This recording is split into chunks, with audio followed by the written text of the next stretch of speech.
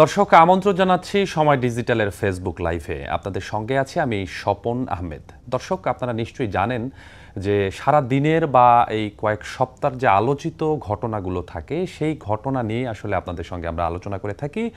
যেহেতু টেলিভিশনে অনেক সময় আমরা অনেক বিষয়গুলো দর্শকের চাহিদা থাকার পরেও আসলে দেখানোর সুযোগ থাকে না, এর কারণেই আসলে সময় ডিজিটালের পক্ষ থেকে এই ফেসবুক লাইভের মাধ্যমে আপনাদের জানানোর চেষ্টা করি যে এই বিষয়গুলো আসলে কি, কেন হয়েছিল, কিভাবে হয়েছিল। তো আমরা মূল ঘটনায় যাব। আজকের যে বিষয় নিয়ে আমরা কথা বলবো সেই বিষয়টি হচ্ছে বন্ধুর হাতে বন্ধুর বলি।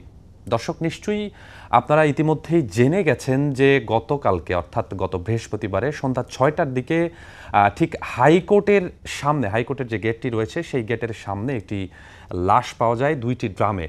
এই লাশটি আসলে কার ছিল, কোথা থেকে এলো, কিভাবে এলো, পরবর্তীতে যখন দেখা যায় লাশটির 26 টুকরো করে সেখানে একটি 2টি আসলে প্লাস্টিকের যে বাক্স ছিল বা কন্টেনার ছিল সেখানে রেখে সেই দুর্বৃত্তরা পালিয়ে যায়। পরবর্তীতে সেই লাশটি নিয়ে আসলে ব্যাপক আলোচনা তৈরি করে এবং এই আলোচনার তৈরি করার পরে লাশটির পরিচয় শনাক্ত হয়। তারপর ধীরে ধীরে বেরিয়ে আসতে শুরু করেছে আসলে কেন হত্যাকাণ্ড ঘটানো হয়েছিল এবং ব্যক্তি কে ছিল। পরবর্তীতে পুলিশ তদন্তে নেমেছেন কিনা, মামলা হয়েছে কিনা, এই বিষয়গুলো নিয়ে আজকে একটি প্রতিবেদন আমি করেছি। সেই প্রতিবেদনটি আগে আপনাদের দেখাবো, তারপরেই আসলে বিস্তারিত আলোচনায় আমরা যেতে চাই। এখন আমরা প্রতিবেদনটি দেখব। ভাইরা সবাই আছেন। ভাইকে হারিয়ে বোনের আর্তনাদ থামছেই না। 4 বোনের একমাত্র ভাই ছিলেন আশরাফুল। তাকে হারিয়ে শুক্রবার সকালে ঢাকা মেডিকেল মর্গের সামনে এভাবে কান্নায় ভেঙে পড়েন তার বোন। মরদেহ নিতে আসা পরিবারের অন্য সদস্যরাও শোকে শোকাহত। বৃহস্পতিবার বিকেলে হাইকোর্টের সামনে থেকে উদ্ধার হয় 26 ভাগে খণ্ডিত রংপুরের বদরগঞ্জ উপজেলার গোপালপুর নয়াপাড়া গ্রামের আশরাফুলের মরদেহ। কোনো মানুষের দোষ খারাপ কিছু কাজ করে নাই আল্লাহ। যারা খুন করছে আল্লাহ তাদের আমি শাস্তি চাই। এতিম বাচ্চা দুটো কি হবে এখন রে ভাই? পরিবারের সদস্যরা জানান আশরাফুল ছিলেন কাঁচামালের ব্যবসায়ী। 4 দিন আগে তিনি তার এক বন্ধুর সঙ্গে ঢাকায় আসেন। সেদিনের পর থেকে তার সঙ্গে যোগাযোগ নেই পরিবারের। যেদিন লাশ পাওয়া গেছে ওই দিন ওর ফোন নাকি ওই জারেজের, আমার ভাই একটা ফোন দিছিল, জারেজ নাকি ধরছে। একবার ধরি বলছে কাটি দিছে, আর একবার ধরছে বলছে ফোন এটা বলে ডেরে নড়তে আসি। তারপর থেকে ওর নাম্বারে ফোন দেয়, ফোন বন্ধ। হত্যার ঘটনায় আশরাফুলের বন্ধু জরেজকে আসামি করে শাহবাগ থানায় একটি হত্যা মামলা করেছে তার পরিবার। পুলিশ বলছে পাওনা টাকা আদায় নিয়ে দ্বন্দ্বের কারণে হতে পারে এ হত্যাকাণ্ড। তদন্তের পরে আসলে প্রকৃত রহস্যটা উদ্ঘাটন হবে। এটা আমরা আসলে আরেকটু সময় গেলে হয়তো আমরা এটা ক্লিয়ার করতে পারবো। ঘটনার পর থেকেই নিহতের বন্ধু জরেজ পলাতক। তাকে ধরতে নজরদারি বাড়িয়েছে পুলিশ। স্বপন আহমেদ, সময় সংবাদ, ঢাকা। দর্শক প্রতিবেদনটি দেখলাম। এবারে এই বিস্তারিত বিষয়টি নিয়ে এই প্রতিবেদনের বাইরের যে বিষয়গুলো থাকে সেই বিষয়গুলো নিয়ে আপনাদের সঙ্গে আলোচনা করব। দর্শক আপনারা নিশ্চয়ই জানেন যে গতকাল একটি বিশেষ কারণে পুরো রাজধানী সহ সারা দেশেই কিন্তু আইন শৃঙ্খলা রক্ষাকারী বাহিনীর ব্যাপক তৎপরতা আমরা দেখেছি। বিশেষ করে ট্রাইব্যুনাল বা হাইকোর্ট এলাকায় কিন্তু একদম গত পরশু দিন থেকে অর্থাৎ বুধবারের আগে থেকেই কিন্তু বেশ নিরাপত্তার চাদরে ঢেকে ফেলা হয়েছিল এবং এই নিরাপত্তা চাদরের পরেও আরেকটি বিষয় আসলে লক্ষ্য করা গেছে, সেটি হচ্ছে এই যে এত নিরাপত্তা দেওয়া হয়েছে তার ভেতরেই গতকালকে বৃহস্পতিবার সন্ধ্যায় একটি বীভৎস ঘটনা ঘটে। স্বাভাবিকভাবে যখন আমরা একজন মানুষের মরদেহ বা একজন মানুষের হত্যা করা হয়েছে এই বিষয়গুলো জানতে পারি তখনই কিন্তু আমাদের মনের মধ্যে একটি অন্যরকম বিষয় কাজ করে যে এই ঘটনাটি আসলে বা নৃশংস ঘটনাটি কারা ঘটিয়েছে, কিভাবে ঘটিয়েছে, কেনই বা এটি ঘটানো হলো। তো কালকে যখন সন্ধ্যার দিকে একজন ব্যক্তি 2টি ড্রাম আসলে ওই হাইকোর্টের যেখানে পাওয়া গেছে সেখানে দেখতে পায়, তাৎক্ষণিক তিনি কিন্তু পুলিশকে জানাননি। যখন দেখেছেন তার অনেক সময় পর আসলে জানিয়েছেন, কেননা ওই ড্রামে অন্য কিছু হতে পারে বা ময়লাও হতে পারে। তবে সেটি তার সন্দেহ হয় এবং তার পরপর তিনি পুলিশে খবর দেন এবং তাৎক্ষণিকভাবেই সেখানে পুলিশ উপস্থিত হয়। পুলিশ উপস্থিত হওয়ার পরে আসলে যে বিষয়টি তারা দেখতে পায় সেটিতে খোদ পুলিশও কিন্তু একদম হতভম্ব হয়ে পড়ে, কেননা যে 2টি ড্রাম ওখানে উল্লেখ করা বা রাখা ছিল সেই 2টি ড্রামে কিন্তু একটি মরদেহ ছিল। এই মরদেহটি ছিল আশরাফুল নামে এক কাঁচামালের ব্যবসায়ী। 26 টুকরো এই মরদেহ নিয়েই তৈরি হয় চাঞ্চল্য এবং সারা দেশেই কিন্তু এটি নিয়ে আলোচনার জন্ম দিয়েছে। কেননা একজন ব্যক্তিকে যখনই আসলে 26 টুকরো বা এত নৃশংসভাবে হত্যা করা হয় তখনই কিন্তু এটি আসলে স্বাভাবিকভাবে প্রশ্ন আসে যে কি এমন ঘটনা ঘটেছিল বা কি এমন হয়েছে যে একজন ব্যক্তিকে এভাবে হত্যা করা হয়।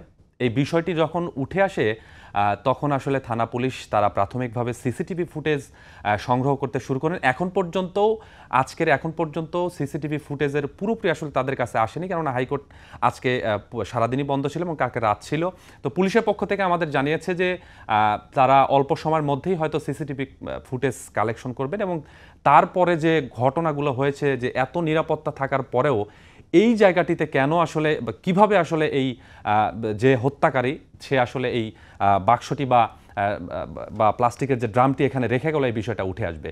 তো একটি বিষয় আসলে বলে রাখি যে আসলে খুন হয়েছেন, যাকে আসলে নৃশংসভাবে 26 টুকরো করে খুন করা হয়েছে, সেই ব্যক্তি সম্পর্কে একটু জানিয়ে রাখি। ব্যক্তির নাম হচ্ছে আশরাফুল আলম। তিনি রংপুরের একটি এলাকার বাসিন্দা এবং তিনি কাঁচামালের একজন ব্যবসায়ী ছিলেন। আমরা তার পরিবারের আশেপাশের যারা মানুষজন রয়েছে, গ্রামবাসী রয়েছেন, তাদের সাথেও কিন্তু কথা বলেছি। তারা যেটি জানিয়েছেন যে এই যে আশরাফুল, তিনি আসলে দীর্ঘদিন ধরেই কাঁচামালের ব্যবসার সাথে জড়িত থাকার পাশাপাশি গ্রামের যে বা এলাকায় যে বিভিন্ন সামাজিক কাজ, সেখানেও কিন্তু তিনি জড়িত ছিলেন। অর্থাৎ সর্বোপরি বলা যায় যে এলাকাবাসী বা তার আত্মীয় স্বজনের কথা অনুযায়ী যে আশরাফুল নামে যে ব্যক্তিটিকে হত্যা করা হয়েছে, সে আসলে খুবই ভালো একজন মানুষ ছিল।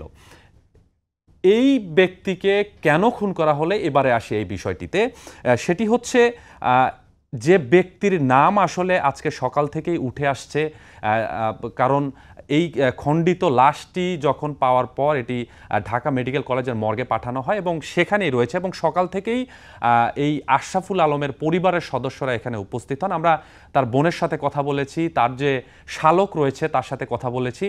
তার বোন আমাদেরকে জানিয়েছে আশরাফুল আলম বিবাহিত এবং তার 2টি সন্তান রয়েছে। অর্থাৎ তার বড় সন্তান একটি মেয়ে, যার বয়স হচ্ছে 10 থেকে 12 বছর হবে, আর একজন ছেলে সন্তান রয়েছে, তার বয়স 5 থেকে 6 বছর হবে।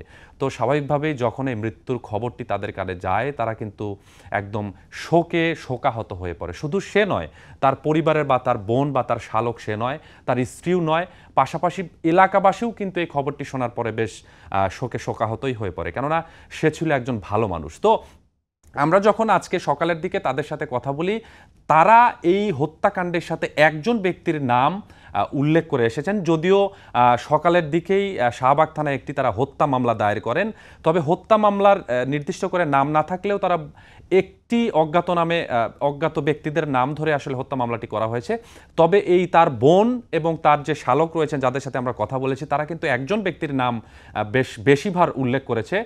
সেটি হচ্ছে তার অনেক দিন ধরেই তার সাথে থাকা, তার নাম হচ্ছে জারেজ মিয়া। অর্থাৎ এই ব্যক্তিকেই আসলে মূল সন্দেহভাজন ব্যক্তি হিসাবে তার পরিবারের পক্ষ থেকে আমাদেরকে জানানো হয়েছে। কেন বলা হয়েছে? কারণ এই যে ব্যক্তির নাম উঠে এসেছে, এই জারেজ মিয়া, এই ব্যক্তি বেশ কিছুদিন আগেই আসলে উনি অনেকদিন বিদেশ ছিলেন এবং বিদেশ থেকে আসার পরে বেশ কিছুদিন আগে এসেছেন এবং তিনি যখন বিদেশ থেকে আসেন তার পরপরই আসলে আশরাফুল আলমের সাথেই তার সবচেয়ে বেশি ঘনিষ্ঠতা হয় এবং আশরাফুল আলম তার সাথেই আসলে বেশিরভাগ সময় কাটাতেন, এমনটা তার পরিবারের পক্ষ থেকে এবং গ্রামবাসীর পক্ষ থেকে আমাদেরকে জানানো হয়েছে।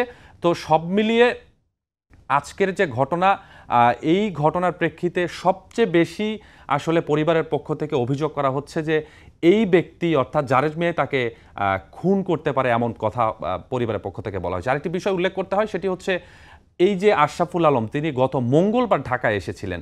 তবে কি উদ্দেশ্যে ঢাকায় তিনি এসেছিলেন এটি কিন্তু পরিবারের পক্ষ থেকেও জানানো হয়নি।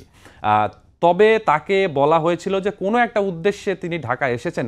তবে এই ঢাকা আসার আগ মুহূর্তেও কিন্তু তার বাবা তাকে তিনি হসপিটালে ভর্তি করে রেখে এসেছিলেন এবং সবচেয়ে মানবিক বা দুঃখের বিষয়টা বলতে হয় যে তার বাবাকে হসপিটালে ভর্তি করে রেখে এসে তিনি ঢাকা এসে আসলে তার বন্ধুর হাতেই খুন হয়েছেন এমন তথ্যই পরিবারের পক্ষ থেকে আমাদেরকে জানানো হয়েছে। তো সর্বোপরি পুলিশের পক্ষ থেকে যখন মামলাটি করা হয় পরিবারের পক্ষ থেকে, পুলিশের পক্ষ থেকে আমাদেরকে জানানো হয়েছে। আরেকটি বিষয় আপনাদের একটু উল্লেখ করতে চাই, সেটি হচ্ছে পরিবারের পক্ষ থেকে আমাদেরকে জানানো হয়েছিল যে যখন মঙ্গলবার ঢাকায় আসেন এই আশরাফুল আলম তার বন্ধু জরজ মিয়ার সাথে দেখা করতে, তখন কিন্তু তার স্ত্রী তাকে বেশ কয়েকবার ফোন করেন। তো প্রত্যেকবারই কিন্তু প্রথম দিকে যখন ঢাকায় আসেন তখন কিন্তু আশরাফুল আলম নিজে তার ফোনটা রিসিভ করলেও পরবর্তীতে কিন্তু সে আর ফোনটা রিসিভ করেননি। যতবারই ফোন দেওয়া হয়েছে তার পরিবারের পক্ষ থেকে ততবারই কিন্তু যাকে আসলে মূল সন্দেহভাজন হিসেবে তার পরিবারের পক্ষ থেকে জানানো হয়েছে সেই ব্যক্তি জরেজ মিয়া, সেই ব্যক্তি কিন্তু ফোন রিসিভ করেছেন এবং বারে বারেই কিন্তু বলেছেন যে তার কথার মধ্যে একটি অসঙ্গতি তার পরিবারের পক্ষ থেকে পাওয়া গেছে, এমন তথ্য তার বোন এবং তার আশরাফুল আলমের শালকের কাছ থেকে আমরা পেয়েছি। এর কারণেই মূলত তারা ওই ব্যক্তিকেই মূল আসামি বা মূল কালপ্রিট হিসেবে উল্লেখ করছেন যে এই ব্যক্তি হয়তো তার খুন করতে পারে। তো পরবর্তীতে যখন মামলাটি হয় আমরা থানা পুলিশের সাথে কথা বলি, শাহবাগ থানার ওসি আমাদেরকে যেটি জানিয়েছেন, পাশাপাশি রমনা জোনের ডিসিও আমাদেরকে জানিয়েছেন যে এই ঘটনায় যেহেতু একটা মামলা হয়েছে, তো আমরা সিসিটিভি ফুটেজ বিশ্লেষণ করার পর কিভাবে এখানে এত নিরাপত্তার ভেতরেও এই লাশটি আসলে রাখা হলো, পাশাপাশি এই ঘটনার পরিবারের পক্ষ থেকে যাকে দায় দেওয়া হচ্ছে আদৌ সেই ব্যক্তি খুনি কি না বা এর পেছনে অন্য কোনো কারণ আছে কি না, এই বিষয়গুলো নিয়ে আসলে আরও তদন্ত হবে এবং তদন্তের পরেই মূল বিষয়গুলো আমাদেরকে জানানো হবে, এমনটি পুলিশের পক্ষ থেকে আমাদেরকে জানানো হয়েছিল। তো স্বাভাবিকভাবেই যখন একটি ঘটনা ঘটে, সেই ঘটনা যদি এতটা নৃশংসতা হয় তো এটি কিন্তু দেশব্যাপী একটি আলোড়ন তৈরি করেছে এবং মানুষের মধ্যে একটি ভয়ের যে কাণ্ডগুলো থাকে সেটিও তৈরি করে। তো আজ পর্যন্ত বা এই ঘটনা নিয়ে এখন পর্যন্ত এতটুকুই ছিল আমার কাছে।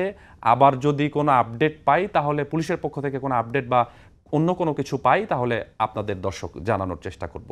ভালো থাকবেন, সুস্থ থাকবেন। এ পর্যন্ত এতটুকুই ছিল, সঙ্গেই থাকুন সময়ের।